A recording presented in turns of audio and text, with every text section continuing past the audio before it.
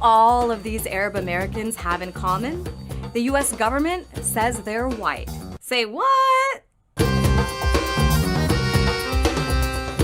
As an Arab American myself, I wanted to look into why Arabs are considered white, why the census classification matters, and why changing it may be problematic. There are between 2 to 4 million Arabs in the US who hail from 22 different countries.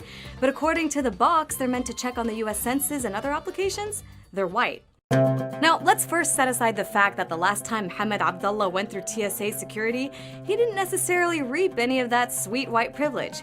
There's actually a history behind this categorization. It dates back to the 1880s and 1890s when Arabs first began immigrating to the US from present-day Lebanon and Syria.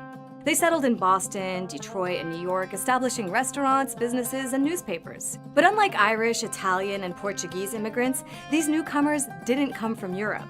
They came from Asia, at a time when white Americans felt that Asians would take their jobs. The Chinese Exclusion Act barred Asian immigrants from becoming citizens. In fact, up until 1952, generally only white people were eligible to become American citizens. And so Arabs went to court and fought several cases arguing they should be classified as white. And they won. Now, back then, being white came with a lot of perks, kind of like today.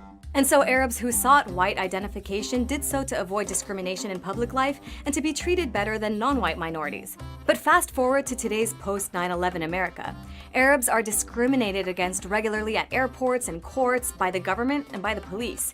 Many feel they're not treated as full American citizens, let alone white. So you might be asking, why does a box on the census even matter?